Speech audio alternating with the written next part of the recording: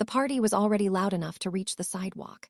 I stood across the street from my grandmother's house, the craftsman bungalow on Xavier Street with the original fir floors and the porch railing my grandfather had replaced 3 times and still never got level, and watched pink string lights sway between the Douglas fir in the backyard and the gutters I had been meaning to clean since she died. Morgan had strung them. I recognized the aesthetic because I had seen it on her Instagram grid, curated into a palette she called Pacific Warm. The caterers were local, one of the sustainable ones with the craft paper menus. Someone had rented a gelato cart. I had the deed in my coat pocket. The original, certified copy, retrieved that morning from the Multnomah County Records Office on S.E. Hawthorne. I had held it under the fluorescent light for a long time before I folded it and put it away. I did not go in. I stood on the wet November sidewalk in the rain that Portland produces not as weather but as atmosphere, and I counted the cars in the driveway. My father's Audi. Morgan's white Range Rover, new enough that it still had the dealer plate in the back window. A black SUV I did not recognize. The lights in the living room were the warm gold of the original sconces my grandmother had refused to replace. And from where I stood, I could see the shadow of someone gesturing at the kitchen pass-through, and it took me longer than it should have to understand that the someone was my mother. I had not been inside that house in 14 months. I turned and walked back to my car. There was a trauma surgery consult waiting at OHSU that I had rescheduled twice already, and I had made a habit, over the past several years, of not letting feelings outrun procedure. 48 hours earlier, I had been in the scrub sink on the 6th floor when my phone lit up with an alert from the title monitoring service I had set up in July, when the quarterly property tax notice had arrived at my hospital address, the address on file at the county assessor's office, with a different name on the envelope. The service was basic, $32 a month. It sent a notification whenever a document was recorded against any property associated with my Social Security number. The notification read, Deed of Trust recorded. Borrower, Xavier Holdings, LLC. Lender, Cascade Equity Lending. Amount, $410,000. I finished scrubbing. I went into the OR. I repaired a grade IV liver lac on a 23-year-old who had gone through a windshield on I-205, and I did not think about Xavier Holdings, LLC, for the 4 hours and 11 minutes it took to finish the case and close. Then I thought about it continuously. The name had been chosen with care.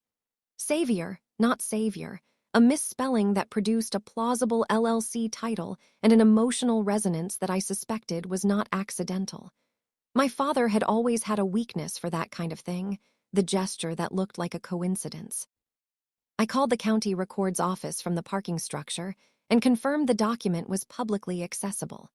I drove to the mortgage servicer's online portal, which displayed the property address as 2241 NW Xavier Street. Then I drove home, made coffee, and opened my laptop. The Multnomah County Assessment and Taxation Office opened at 8. I was there at 7:55. The clerk at the public records counter was a patient woman named Linda who walked me through the document image retrieval without condescension, which I noted and appreciated. I pulled the deed transfer, the formation documents for Xavier Holdings, LLC, the notarization, and the mortgage instrument. The transfer deed had been signed by me. The signature was not mine. I know what my signature looks like. I have signed my name on operative notes, on DEA registration renewals, on consent forms that people sign on the worst days of their lives. The signature on the deed transfer was plausible. Someone had studied my signature, probably from the original estate filing when my grandmother's will cleared probate 2 years ago, but the second downstroke on the G was wrong. My grandmother had taught me to sign my name when I was 7 years old. She had made me practice it on the back of envelopes. I would have known that signature anywhere. The notary stamp belonged to a Richard Ames, commissioned in Washington County. His commission number was public record. I photographed every page. I found Richard Ames in 40 minutes. He ran a mobile notarization service out of a commercial mail center in Beaverton and had a Yelp page with 11 reviews, 2 of which mentioned same-day availability for real estate documents. His phone number was listed. I did not call it. I drove back to OHSU, saw 4 patients, dictated 3 notes, and then I drove to Thomas Care's apartment in the West Hills. Thomas had worked in corporate restructuring for 31 years before a hip replacement, and a divorce persuaded him to retire at 62.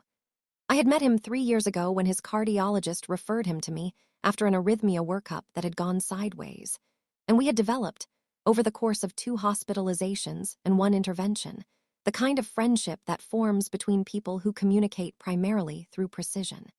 He did not ask how I was doing. He asked what I needed and whether it had been addressed adequately. He opened the door in a cardigan and looked at the folder under my arm. "Sit down," he said. I sat at his kitchen table and laid out the documents in sequence. He put on his reading glasses and went through them without touching them, which was a habit I recognized from the OR. You read first, you handle second. When he reached the mortgage instrument, he stopped and looked up. $410,000, he said. Against equity of roughly $650. The house appraised at $800 when she died. The market's been soft, but not that soft. And the LLC. Oregon single member, formed in August of last year. Registered agent is a service company in Salem. The operating agreement names my father as manager. Thomas took off his glasses and set them on the table. "You have 2 choices," he said. "You can take this to the Multnomah County DA's office and let it become a criminal matter. The notary is your entry point. Suborned notarization of a forged deed is a Class C felony in Oregon. Your father had to move money to fund the lifestyle operation, and that movement is traceable. You get the property back eventually. Probably 18 months, possibly 3 years, depending on the prosecutor's calendar and your father's willingness to cooperate." "Or," I said. "Or," he said, "you let them finish digging the hole." He looked at me for a moment. "The second option has a higher cost." "I know. Not financially, personally. I know that too." He nodded once. He put his glasses back on. "Then we need a company," he said. Thomas had a former colleague named Dale Whitfield, who had run acquisition due diligence for a regional private equity firm and now consulted under the name Cascade Basin Holdings. The name was generic by design. Dale was 67, had white hair, and wore the kind of suits that communicated neither wealth nor its absence. The specific camouflage of a man who has spent decades in rooms where being underestimated was an asset. We met with Dale once for 40 minutes at a coffee shop in Lake Oswego. Thomas explained the structure. Dale listened, asked 2 questions, both practical, neither moral, and agreed to a consulting fee that Thomas paid from his own account without discussion. The pitch meeting was set for the Capitol Club on SW Broadway, where my father had held a corporate membership since the mid-90s, and where the dining room's private wine program had a psychological effect on him that he had never learned to compensate for. Thomas made the call himself. He identified Dale's firm as a buyer interested in acquiring distressed Portland real estate assets for a residential conversion portfolio. He mentioned, specifically, that there was institutional interest in Craftsman-era properties in the Northwest District. He used my father's name twice in the conversation, not as a target, but as a reference. My father called back in 4 hours. I was not in the room for the dinner. Thomas described it afterward with characteristic economy. My father had drunk most of a bottle of Willamette Pinot Noir. Morgan had pitched her lifestyle brand twice without being asked. And Robert, the partner, whom I had never met and did not need to, had said almost nothing and watched the exits. My mother had worn the blue dress she reserved for occasions that required her to believe the family was intact. Dale had offered $2.1 million for a quick close. My father had shaken his hand. I learned about the toast from Morgan's Instagram story. She had set the camera on the kitchen windowsill, the same sill where my grandmother had kept a ceramic hen filled with pennies, and filmed the living room from across the counter. It was live for 11 minutes before she realized the visibility was set to public and switched it to close friends. I had a secondary account that she had accepted 2 years ago without looking closely at the profile. My father was in the center of the frame, holding a glass of something amber. He was speaking in the register he used for announcements, the one that arrived already assembled, already performed. Morgan was standing beside him. My mother was at the edge of the frame, smiling at something outside it. "To the house," my father said, which was always meant to serve the family that could use it. He paused in the way that meant what was coming next had been rehearsed. Sarah made her choices. We made ours. Some people spend what they're given and some people build with it. This family builds. He raised his glass. Morgan raised hers. I watched it 4 times. The 5th time I let it play and went to the kitchen and washed the 2 mugs in the sink, which were the only dishes I had used since I had moved into the furnished sublet in Goose Hollow 6 weeks after the monitoring service had first flagged the anomaly. I washed them with the deliberateness I used when I needed my hands to have somewhere to go. Some people spend what they're given, and some people build with it. He had told people I was a drug addict. I knew this because Thomas had told me, sourcing it to a mutual acquaintance from my father's professional network who had called Thomas to express concern. My father had constructed a narrative in which my absence was self-inflicted, a daughter who had flamed out, who had abandoned the family, who was living, as one version had it, in a tent near the Springwater corridor. The lie had a certain architectural elegance. It explained why I wasn't returning calls. It explained why I had, as far as anyone in their social world could observe, disappeared. It made my father not the perpetrator, but the saddened patriarch of a family diminished by one of its members. I did not watch the video a 6th time. I saved it to the encrypted folder on my external drive and drove to the hospital. Dale delivered the news on a Wednesday.